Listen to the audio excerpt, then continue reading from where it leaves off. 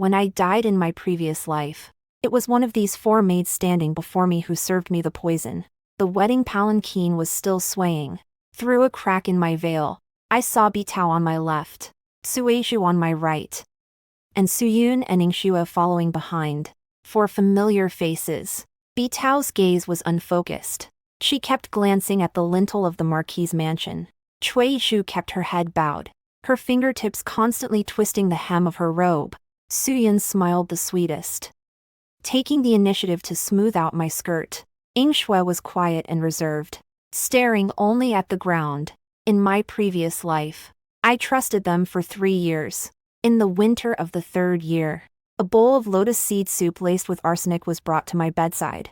When I died, my eyes remained open. In this life, I trust no one. The wedding palanquin touched the ground.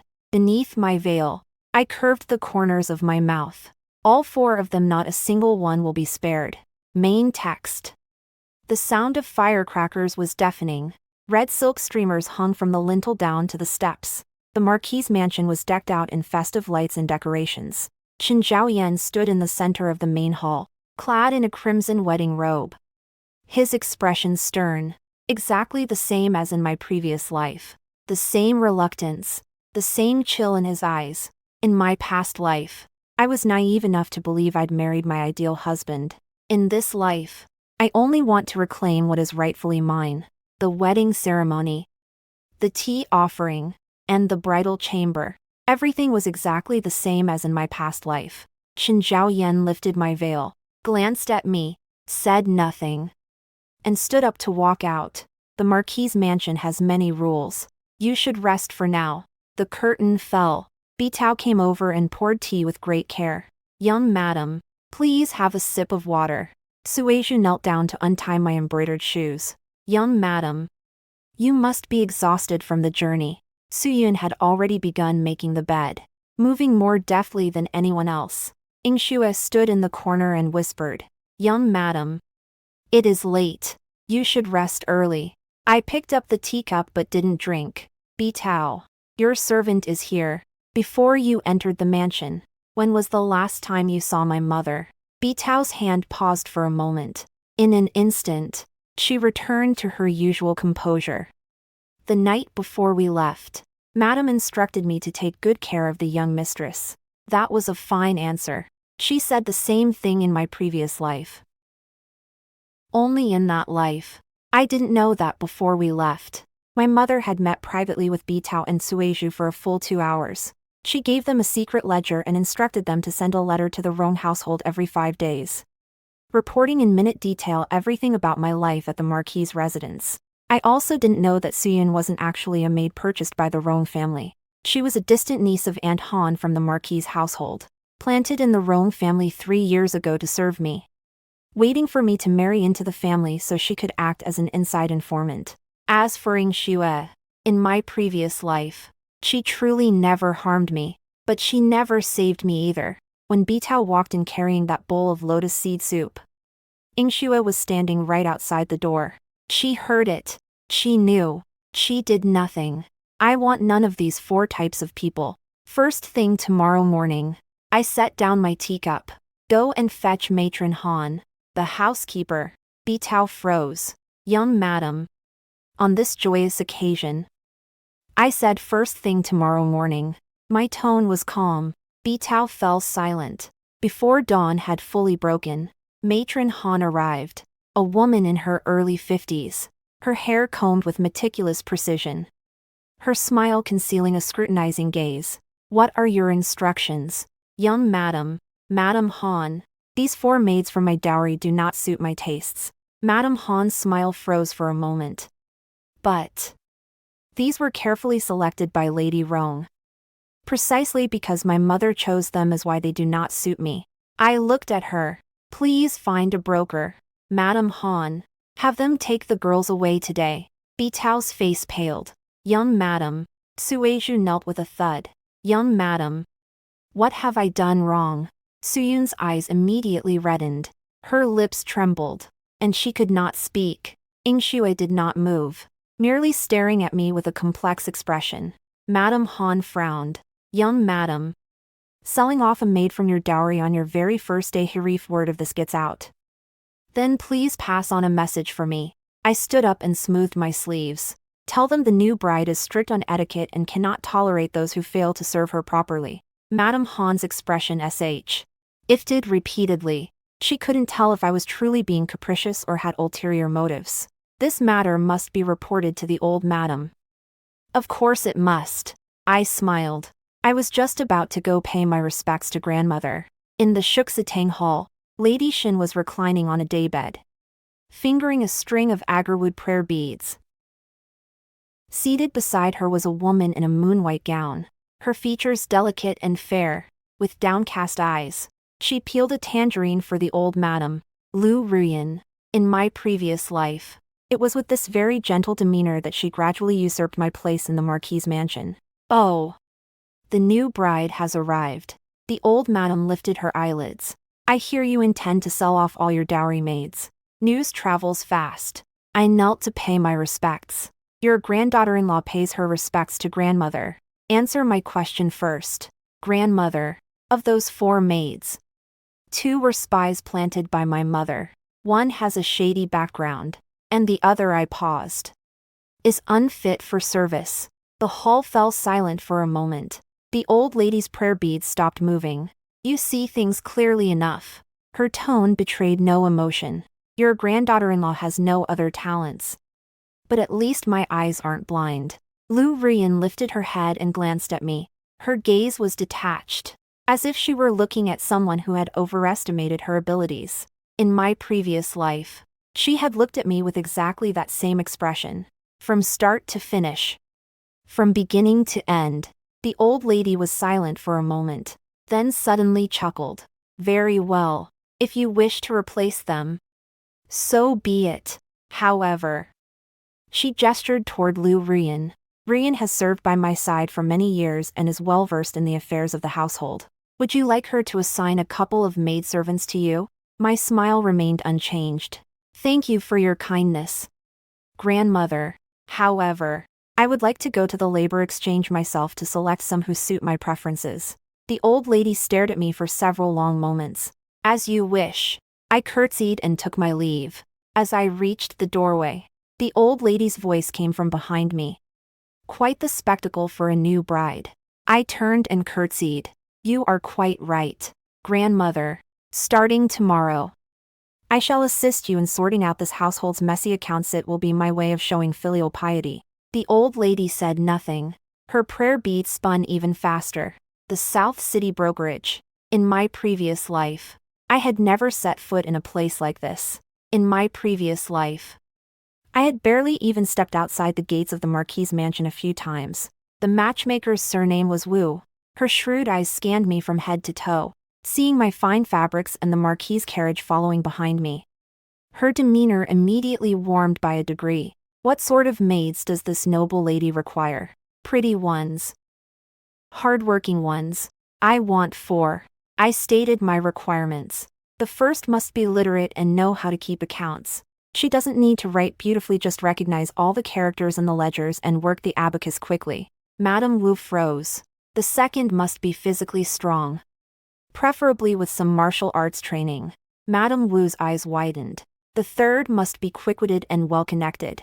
Ideally, she's worked in several households. The more people she knows, the better. Fourth. I lowered my voice. She must understand herbal medicine. Madame Wu opened her mouth, then closed it again.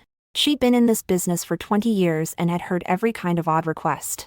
But a bride tobe coming in on her very first day to handpick her staff like this, that was a first. Please wait a moment, madam. She went into the inner chambers, and in less than half an hour, she brought out 7 or 8 people.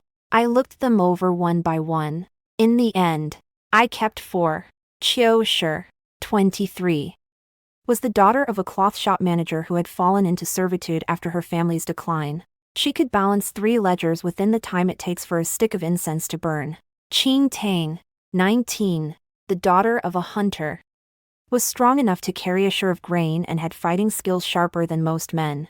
Kair, 21, had worked in 5 different households in the capital. She knew exactly which second wives were having affairs with the stewards and how much each young master owed at the gambling dens.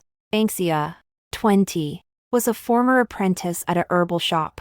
After her master fell from grace, she was confiscated and reduced to slavery. She was an expert in identifying poisons, preparing medicines, and administering antidotes. The four of them stood before me, varying in height and of ordinary appearance. Not a single one fit the traditional definition of a good maid. But I didn't need good maids. What I needed was a team capable of fighting. The contract is signed, and the silver is paid in full, I told Wu the matchmaker. Also, I don't care what these four were called before. Once they're under my roof, they'll go by the names I give them. Madame Wu nodded rapidly. The deal was done. By the time I returned to the Marquis mansion, dusk had fallen. The four new maids stood in my room, stiff and wary. I didn't rush to give them orders. Instead, I told them to sit down first. You don't need to be afraid of me. Cuizhu spoke up. The young mistress has told us to sit, but we dare not sit. That is an order. The four exchanged glances and slowly sat down. I have only one rule, I said, looking each of them in the eye. I do not demand loyalty, but if any of you pass messages to others behind my back. I didn't finish. There was no need to finish. Yingxue whispered. Don't worry, young madam. We were picked over at the brothel for nearly half a year. You're the only one who didn't turn us away. This isn't charity. I interrupted her. It's a transaction. You give me your skills, and I give you dignity and a future. The day the deal falls through, you're free to leave at any time. Cuizhu looked up at me, a new gleam in her eyes. Qingtang rubbed her fists together. Young madam, if someone bullies you, can I hit them? You can't just hit people randomly. Then when can I hit them? When I say you can. Qingtang grinned. Kair had already begun surveying the room's furnishings, her eyes darting about rapidly. I knew she was taking note, memorizing what was valuable, what was placed suspiciously, and what shouldn't be in a new bride's room. Kair. Starting tomorrow, go and get to know everyone in every courtyard of the estate. Figure out who's on whose side and who doesn't get along with whom. Yes. Cuizhu.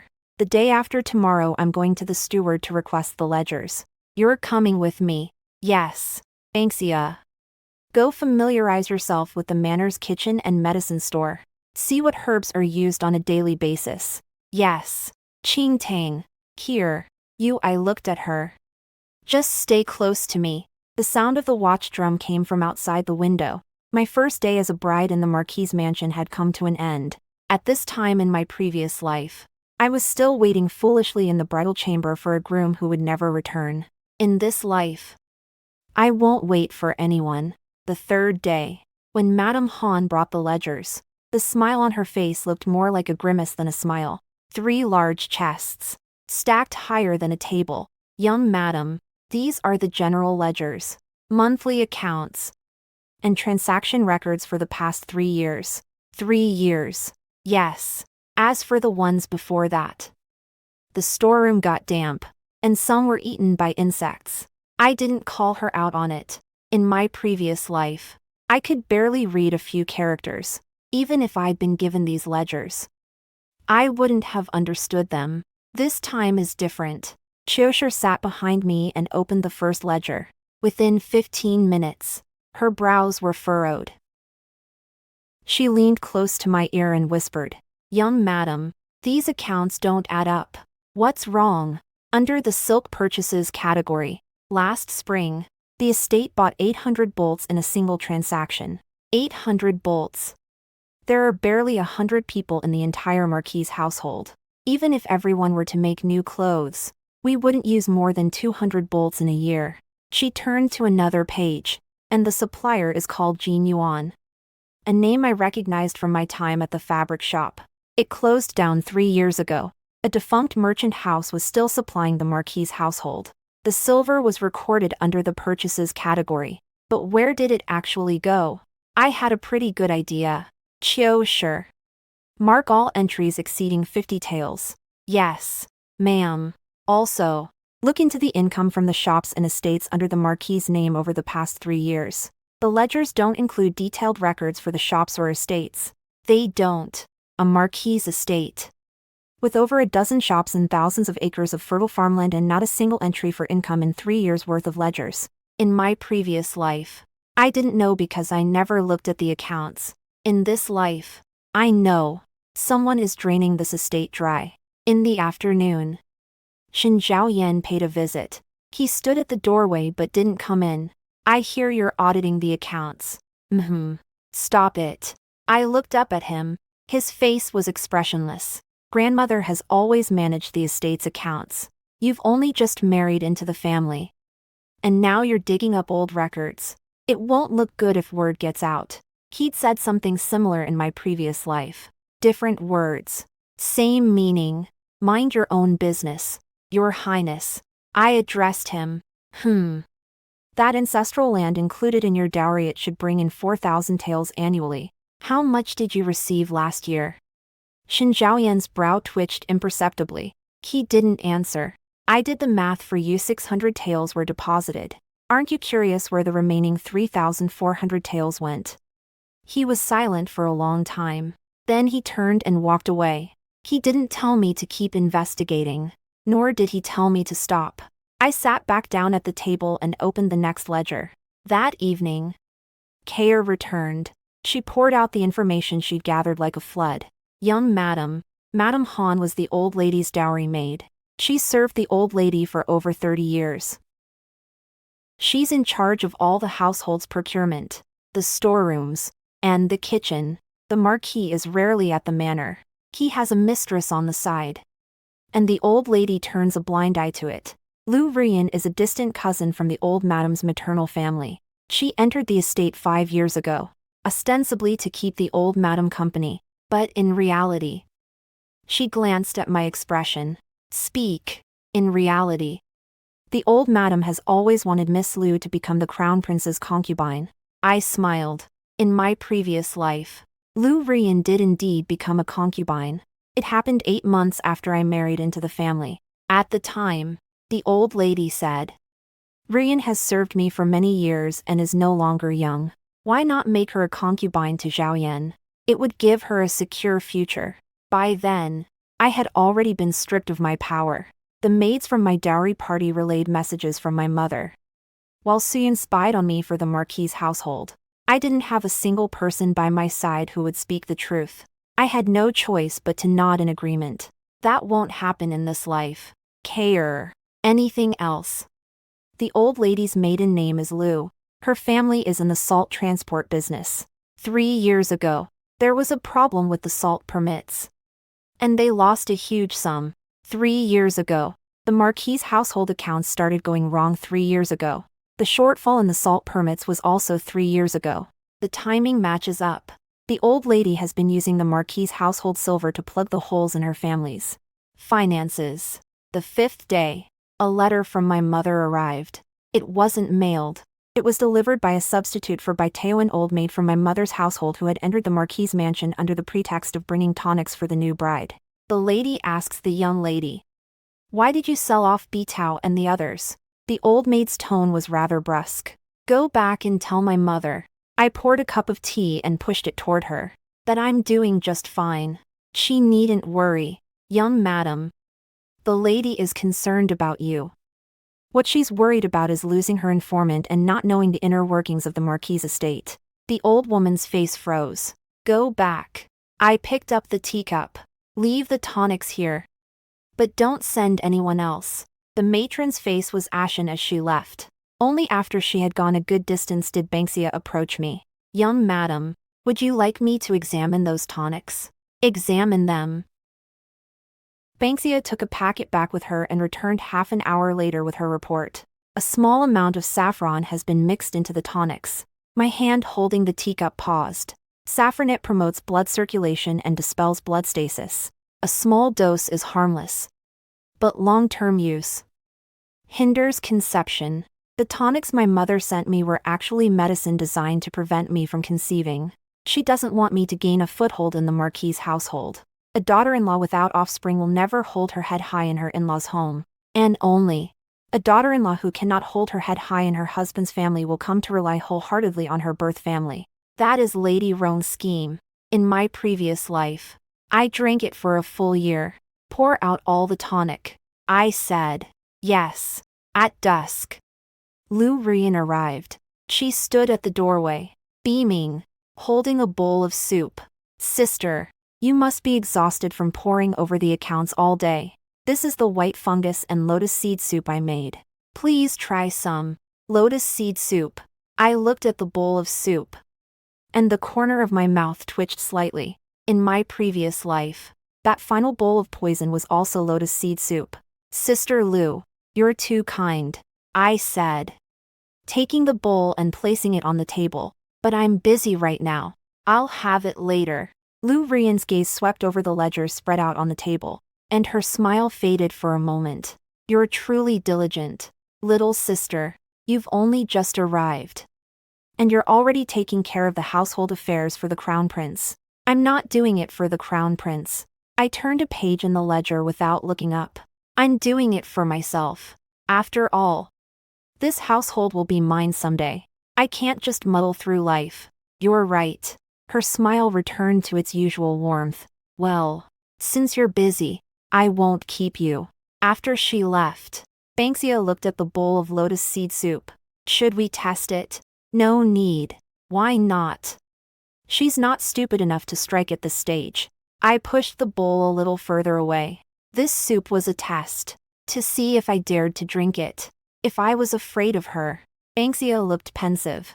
Pour it out and return the bowl. The bowl was a porcelain piece from the Marquis Mansion, its base stamped with the Shin family's secret crest. Let her know I won't fall for this, and let her figure it out for herself. The 7th day, the old madam made her move.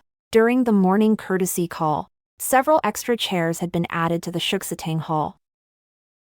All the prominent matron stewards of the Marquis Mansion were present, with Matron Han seated at the head.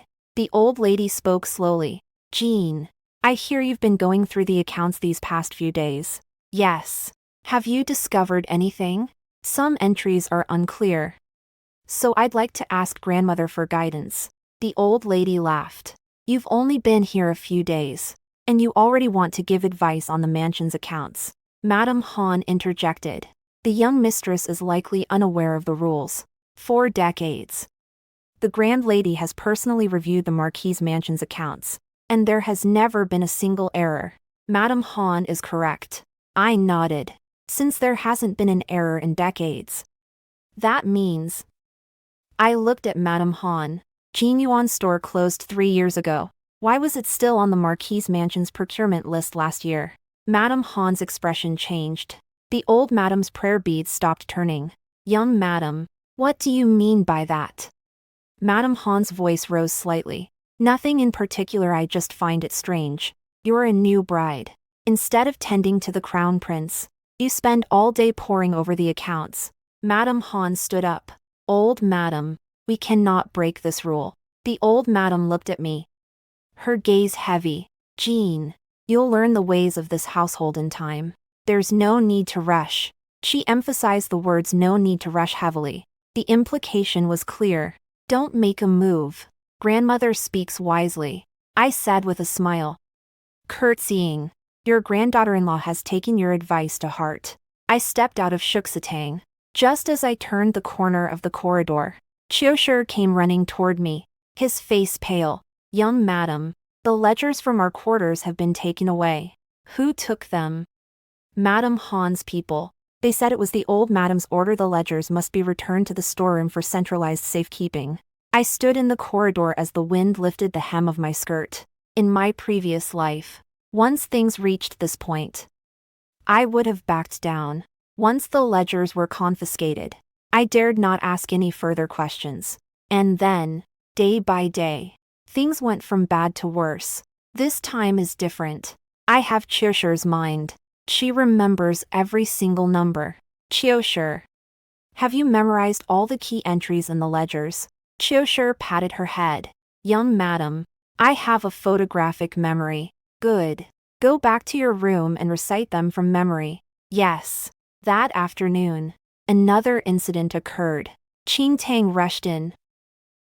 Young madam, the woodshed in the backyard is on fire. I ran out after her and saw thick smoke billowing from the direction of the woodshed in the distance. Once the fire was extinguished, Madame Han arrived with her people to inspect the scene. What was burning was she rummaged through the charred remains, then looked up at me. The old ledgers. My heart sank.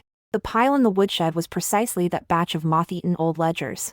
They were destroying the evidence. Madame Han sighed, her face full of regret. What a pity. All the old ledgers are gone. There was a hint of smugness in the way she looked at me. What are you investigating? The evidence is gone. I said nothing and turned to go back inside. Qing Tang followed behind me and whispered, young madam, should I go? There's no rush. I sat down at the table. It was the old ledgers that were burned. But some things aren't recorded in ledgers. Yes. Go take a look at the former site of Jin Yuan in the south of the city, although the shop is closed. The neighboring merchants are still there. Find out who was running it 3 years ago and where the money went. Also, investigate the Liu family's salt transport business. Find out how much they lost 3 years ago and how they made up for it afterward. Kayer took her leave. I looked out the window. It doesn't matter that the ledgers are burned. The numbers are in Qiushi's head, and the clues lie outside the mansion. If you block the door, I'll climb over the wall. The night of the 10th day, I was startled awake by a faint sound. Qing Tang slept in the outer room. Her reflexes were quicker than mine, and she had already crept silently to the door. The door didn't creak. The sound came from the window. Banksia had also woken up. She grabbed my wrist and made a shushing gesture. Moonlight filtered through the paper window screen, casting a shadow upon it. Someone was trying to slip something through the window crack. Qing Tang flung the window open and grabbed the hand reaching in from outside. It was a young maidservant, 13 or 14 years old. Trembling with fear, she clutched a paper package in her hand. Qing Tang snatched the package from her and opened it. It was a jade pendant. A man's jade pendant. I recognized it. In my previous life, this jade pendant appeared in my trousseau. The old lady found it and claimed it was proof of my affair with a man outside the marriage. I couldn't defend myself. Xin Zhaoyan's gaze toward me shifted from indifference to loathing. From that moment on, I had no place left in the Marquis mansion. In this life, they were using the same trick again. Speak.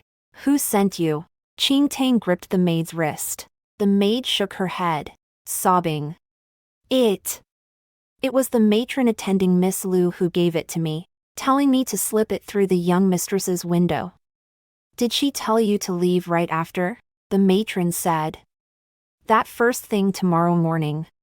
The old lady would come to search the young mistress's chambers. A frame-up. The exact same script as my previous life. Except in my previous life, Qing Tang wasn't by my side. There was no one to stop that hand in the dead of night. I took the jade pendant from Qing Tang's hand and examined it in the moonlight. The jade was smooth and lustrous, the carving exquisite.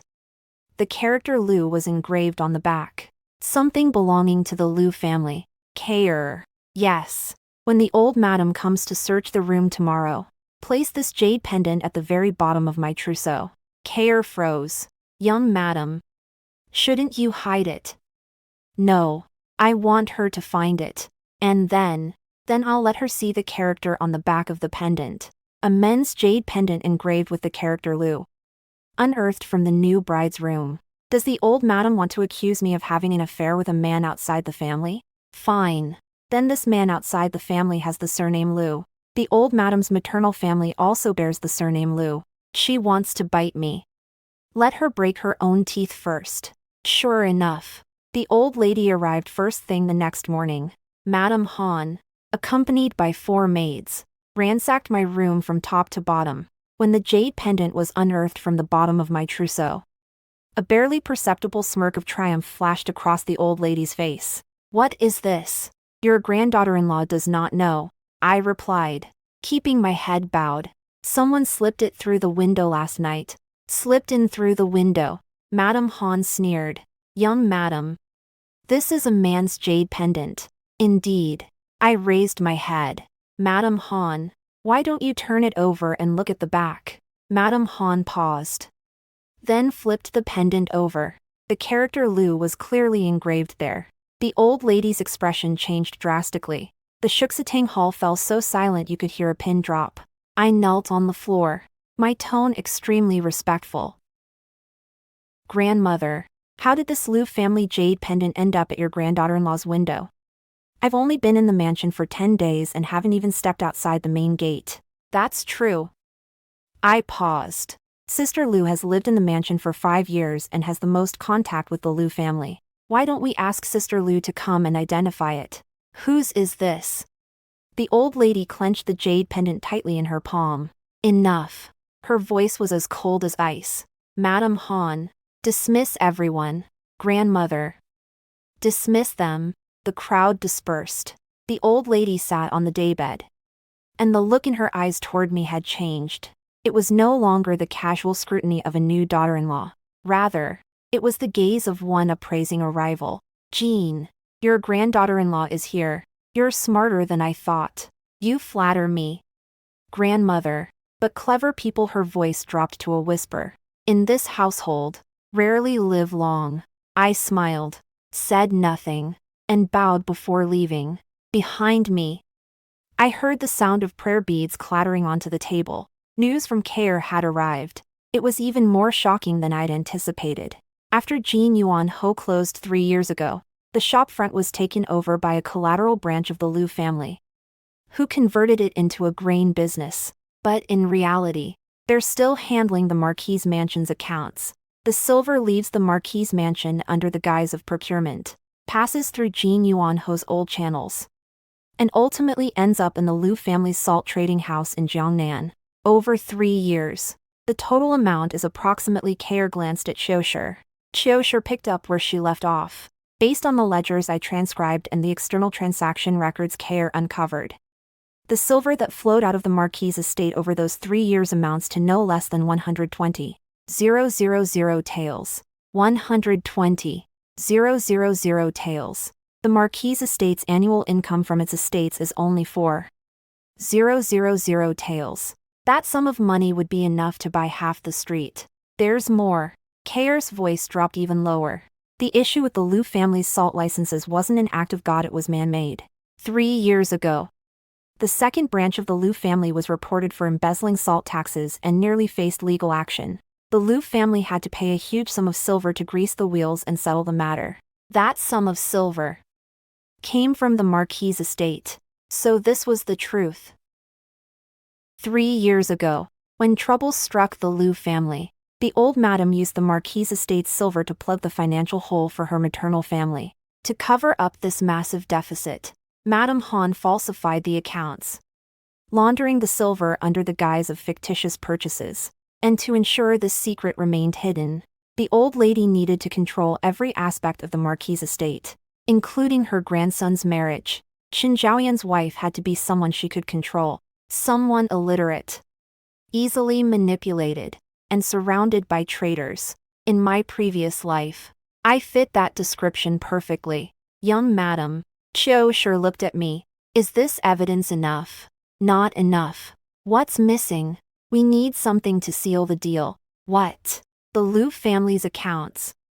I said. The Marquis Mansion's books can be falsified, but once the silver reaches the Lu family, it has to be recorded in their ledgers. The Lu family's bookkeeper must have a record of this sum from the Marquis Mansion. But how do we get our hands on the Lu family's ledgers? We don't need to get them ourselves. I looked out the window. The day after tomorrow is the old lady's 60th birthday. The Lu family will be coming. They'll all be here. Kair. Yes. You mentioned earlier that the second branch and the main branch of the Lu family are at odds. Yes. It was the second branch that caused the trouble back then. But the first branch also contributed to the silver used to settle the matter. The first branch has never accepted that. I smiled. In my previous life, I died in the back courtyard of the Marquis Mansion, silently and unnoticed. In this life, I will make these people strip themselves bare in front of everyone at the birthday banquet. Anxia. Yes. Can you get into the kitchen during the birthday banquet? Yes. One of Madame Han's cooks is from my hometown. I cured her of a cough she'd had for years. So she owes me a favor. Good. On the day of the banquet, replace the wine at the Liu family's main branch's table with strong liquor. Banksia hesitated for a moment. Young madam. Just replace the wine. Just replace the wine. No need to poison it. Getting them drunk will suffice. Drunk people have the loosest lips. It was the old lady's 60th birthday. The Marquis mansion was decked out in festive decorations, and guests filled the doorsteps. The Liu family had sent 2 tables of guests. The eldest branch sat to the east, the second branch to the west, separated by a screen. I wore my bridal gown, my hair neatly pinned up, and stood demurely by the old lady's side, pouring wine. Qin Zhaoyan sat at the men's table, his gaze occasionally sweeping my way. I didn't look at him. After 3 rounds of toasts, Liu Buqing, the head of the Liu family's first branch, was already flushed red. His tolerance for alcohol was mediocre to begin with, and today's wine was hitting him especially hard. He grabbed the person next to him and began to complain. His voice was neither too loud nor too soft, just loud enough to carry over the screen. Why should the Liu family's eldest branch have to clean up after the second branch? That incident 3 years ago, how much silver did my family cough up? 40,000 taels. Silence fell on the other side of the screen. Where did that silver come from? They say it was a gift from the Marquis's wife to her family. Sounds nice. But in the end, wasn't it still taken from the Shen family's treasury? As soon as those words left his mouth, the entire hall fell silent. The old lady's face went pale. I kept my head down as I poured her more tea. My hand was steady. Liu Buqing continued. Let me tell you this. How much silver has flowed from the Marquis' estate to our Liu family over the past few years? Over 100,000 taels. Do you think the Shen family are all blind? Sooner or later, the truth will come out. Eldest brother. Someone from the Liu family's second branch cried out in panic from behind the screen. You're drunk. I'm not drunk. I'm perfectly sober. Liu Buqing slammed his fist on the table, knocking over his wine cup and spilling liquor all over the table. I've been saying for ages that we shouldn't take that silver. But you wouldn't listen. Now that new wife at the Marquis mansion is going through the accounts every single day. His voice trailed off abruptly. Because he had seen me. I stood beside the old lady, teapot in hand, a smile on my face. Liu Buqing sobered up halfway. You. When did you get here? I've been here the whole time. Uncle Liu. My voice was neither too loud nor too soft. Just loud enough for everyone in half the hall to hear. The silver Uncle Liu just mentioned matches the figures in the ledgers exactly. The old lady jumped to her feet. Jean. Don't be alarmed. Grandmother. I set down the teapot and turned to the guests in the hall. You are all longtime friends of the Marquis' household. Since things have come to this, I, as your granddaughter-in-law, have a matter I wish to discuss with you face-to-face. Silence. Madame Han snapped. The Marquis' household has incurred a deficit of 120,000 taels over the past 3 years. I enunciated every word clearly. The funds were funneled through a fictitious procurement scheme, routed via Jinyuan House, a business that closed down 3 years ago and ultimately entered the accounts of the Liu family salt house. The room erupted in an uproar. Qin Zhaoyan set down his wine cup. His gaze finally settled squarely on me. It was no longer indifference. It was shock. The old lady's lips were trembling. You, a lowly new servant girl. It doesn't matter that grandmother took the ledgers. Qiushi walked in through the side door, holding a thick stack of papers. I have a photographic memory. All the accounts from the past 3 years are right here. She placed the hand-copied ledgers on the table. Care followed close behind, holding another item. This is testimony from the merchant next door to the former site of Jin Yuan, along with the transaction records between Jin Yuan and the Liu family salt house over the past 3 years. She unfolded the testimony and laid it out beside the ledgers. Madame Han's face turned ashen. The old lady backed up step by step until she bumped into the armchair behind her. You've been scheming against me. She glared at me, her gaze as venomous as poison. It wasn't your granddaughter-in-law who schemed. I looked at her. It was your own maternal relatives who let the cat out of the bag over a drink. Lu Buqing had already slipped off his chair in fright. The members of the Lu family's second branch exchanged glances. When I married into the Marquis' household, I brought 6,000 taels of dowry silver. I said calmly, I just want to ask you one thing.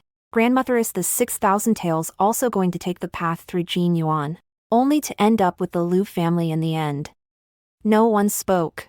The wind blew past the lanterns in front of the hall, causing the shadows to flicker. The old lady's hands clenched the back of the chair tightly. I curtsied and turned to leave. Behind me, I heard the first and second branches of the Lu family trading accusations. The infighting had begun. The birthday banquet ended in discord. That evening, Qin Zhaoyan came to my courtyard.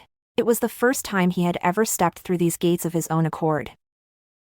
He sat down and remained silent for a long time. 12,000 taels. At least 12,000 taels. Possibly more. The old ledgers were burned. We can't trace any records further back. He closed his eyes briefly. I never knew. You didn't want to know. I corrected him. He looked up at me. I told you the figure 3 days ago. The ancestral lands registered under your name are underreported by 3,400 taels annually. You didn't ask. He made no defense. You didn't ask because asking would have meant confronting the old lady. You didn't want that. His fists clenched. Your Highness, I didn't marry into this family to clean up your mess. I just don't want to follow the same path as in my past life. The words came out too naturally. Qin Zhaoyan frowned. What do you mean? Last life? I paused. Then smiled. I misspoke. What I meant was, I don't want to follow the same path others have walked. He didn't press the matter. What do you plan to do? 3 things. First, remove Madame Han. Replace her with my own people to manage procurement and the storerooms. Second, the Lu family's accounts from the past 3 years must be sorted out. Every single tael of silver owed must be repaid. Third, I looked at him. Lu Rian must leave the mansion. Qin Zhaoyan's brow twitched. She's grandmother's person. She's a spy grandmother planted by your side. He old lady wanted her to be your concubine not because she cares for you, but because she needs someone to keep an eye on you, someone to speak for the Lu family. He fell silent. If you don't believe me, go ask her. Ask her if she knows about the 12,000 taels. She couldn't possibly know. She's been by the old lady's side for 5 years, handling countless transactions between the Lu family and the Marquis' estate. She doesn't know. Qin Zhaoyan's Adam's apple bobbed. Go ask her, I said. See how she answers. The next day, I don't know how Qin Zhaoyan asked her, but Lu Rian wept. Kair said that Lu Rian knelt in the Shuxitang hall and wept for a full hour, insisting she was innocent, claiming she knew nothing, and saying she was just a pitiful girl living under someone else's roof. The old madam defended her, scolding Qin Zhaoyan for being heartless. In all these years, how has Rian ever wronged you? Are you going to drive her away just because of a few words from a new bride? Qin Zhaoyan said nothing. He had his men search Lu Rian's room.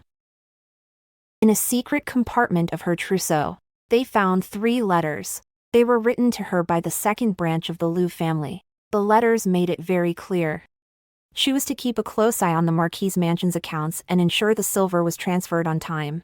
For every transfer, the Lu family would give her a 10% cut. Over the past 3 years, Lu Rian had pocketed nearly 10,000 taels from this scheme. 10,000 taels. Enough for an ordinary family to live on for a lifetime. After reading the letters, Qin Zhaoyan placed the papers on the table and walked out without a word. Lu Rian was still kneeling in the Shuxitang hall, weeping. But this time, no one was there to comfort her. The old lady sat on the daybed, her face ashen. She finally understood one thing: Lu Rian was not merely a pawn she had placed by her grandson's side. The Lu family also treated Lu Rian as a pawn placed within the Marquis' mansion. The mantis stalks the cicada. The old madam could no longer tell who was the sparrow eyeing to snatch the mantis. The 15th day, Lu Rian was sent out of the Marquis' mansion. No palanquin, no dowry, only a green canopied cart and 2 rough-looking maidservants. As she left, She turned her head once, not at Xin Zhaoyan, at me. That gaze held none of the fragility and gentleness of her past life. It was hatred. Raw, unadulterated hatred. I stood in the corridor, not averting my eyes from hers. When you walked in holding that bowl of lotus seed soup in your past life, you had that same expression, didn't you? Only back then, you hid it better. Madame Han's handling of the matter was even more decisive than Lu Rian's. Xin Zhaoyan made no fuss. He simply assigned 2 trusted stewards to audit the physical inventory in the storerooms. The results revealed the actual stock in the storerooms fell short of the recorded figures by nearly 40%. In addition to falsifying the accounts for the old madam, Madame Han had also been lining her own pockets. 30 years as a dowry maid. 30 years of unwavering loyalty. Her loyalty was to the silver. On the day Madame Han was dismissed, she knelt in the Shuxitang Hall and kowtowed more than a dozen times. Madam, I've served you for 30 years. The old madam kept her eyes closed, not uttering a single word. As Madame Han was led away, she passed by the gate to my courtyard. She paused for a moment and looked up at me. You've played your cards well, young madam. I said nothing. She gave a laugh, bitter and ominous. But don't forget, the waters in this mansion run much deeper than you think. Madame Han has fallen, but there are others behind her. I know. She paused, startled. That's why I'm not just dismissing you. I had Xiaoshu compile all the accounts handled by Madame Han into a ledger, noting the destination of every single transaction with crystal clear precision, and made 2 copies. One remained in my possession. The other was presented to Xin Zhaoyan. Now it was the old lady's turn. The doors of Shuxitang remained shut for 3 days. The old lady claimed illness and refused to see anyone, but everyone in the Marquis mansion knew what had happened. The servants' gazes had changed. The way they looked at me shifted from the new bride doesn't know her place to this young mistress is not to be crossed. On the evening of the 3rd day, the old lady sent for me. I went. The lamps in Shuxitang were unlit, and the twilight was deep. The old lady sat in the darkness. Her prayer beads had fallen who knows where. You've won. I sat down across from her. Grandmother, your granddaughter-in-law did not come here to argue over who won or lost. Then what do you want? The Lu family must repay the silver they've owed the Marquis household for the past 3 years. 12,000 taels. Her voice was hoarse. The Lu family cannot come up with that. If they cannot pay it all at once, they can pay in installments. She looked up at me. But there is one condition. I said. Starting today, I will manage the Marquis household accounts, the estates, shops, storehouses, and personnel all must be transferred to my control. You're just an 18-year-old girl. An 18-year-old girl spent 10 days uncovering accounts that your 30-year-old dowry maid couldn't keep hidden. The old lady's lips trembled slightly. Grandmother, I'm not trying to sideline you.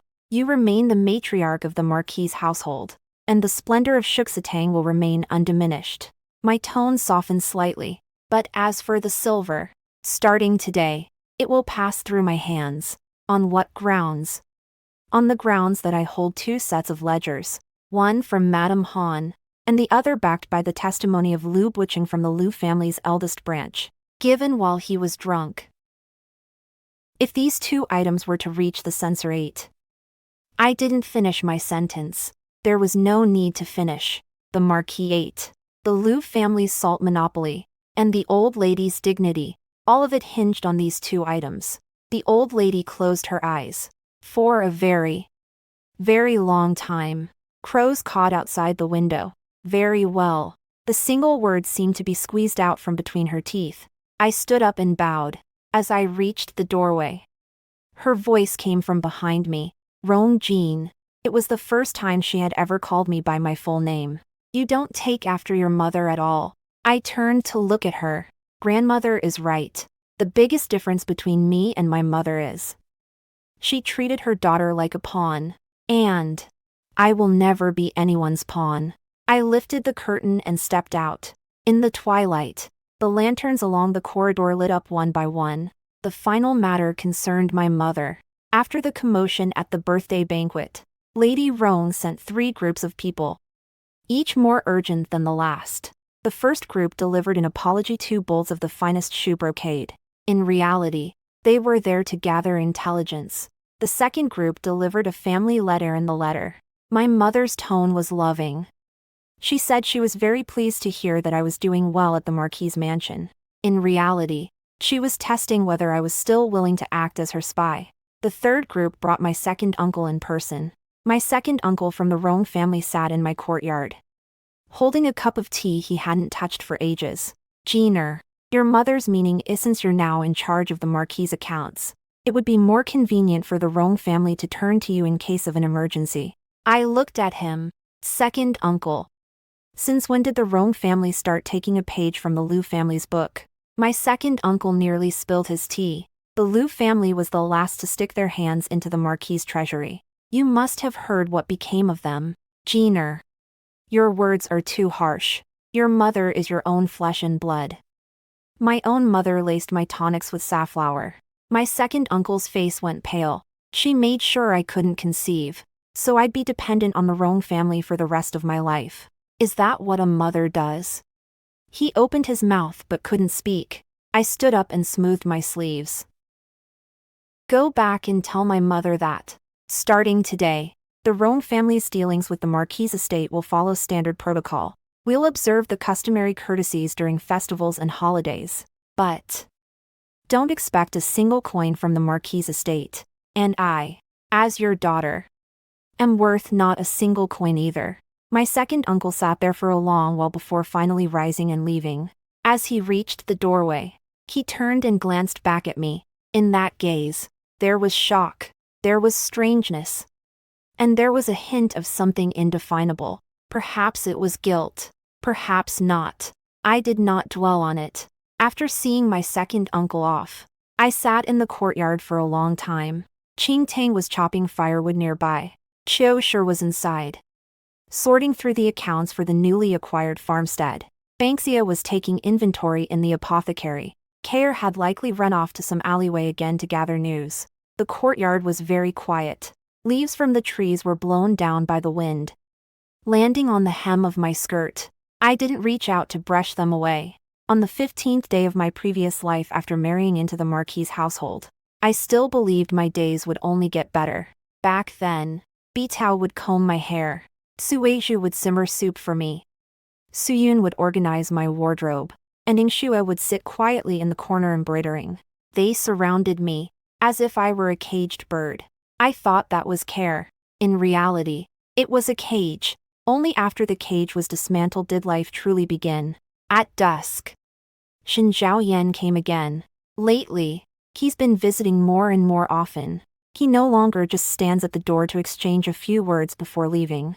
He sat down, looked at the ledger spread out on my desk, and fell silent for a moment. I've had the list of tenants at the estate compiled.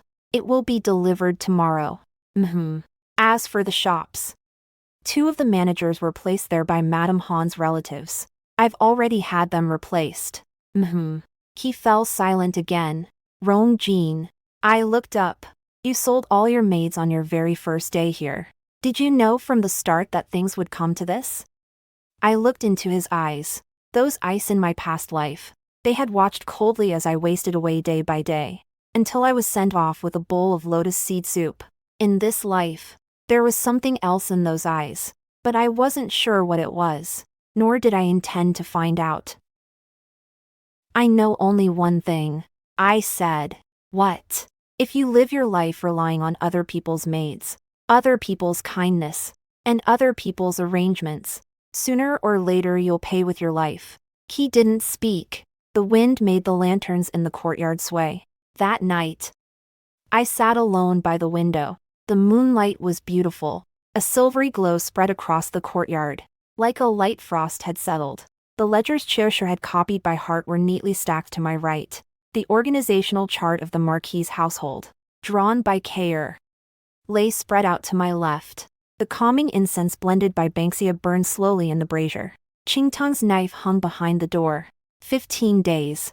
In 15 days, I accomplished what I hadn't managed to do in 3 years of my previous life. The old lady's source of income was cut off. Lu Rian left the estate. Han Mama was dismissed. And my mother could no longer meddle here.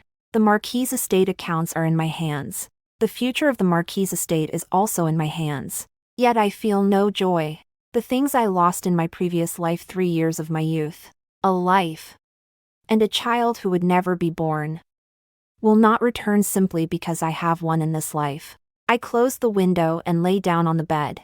Before closing my eyes, I recalled the last image I saw in my previous life. Bitao walked in carrying a bowl of lotus seed soup, her face bearing the exact same smile as always. Young madam, have a bowl of soup. It'll warm you up. By then, I couldn't bring myself to drink it anymore.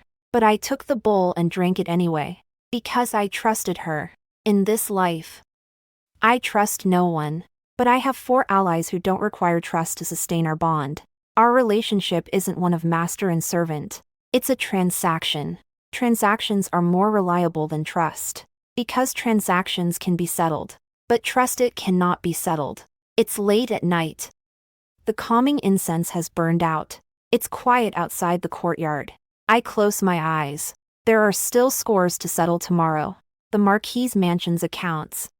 And the accounts of this life. One by one. No rush. The story has come to an end. Thank you all for your companionship. See you in the next chapter.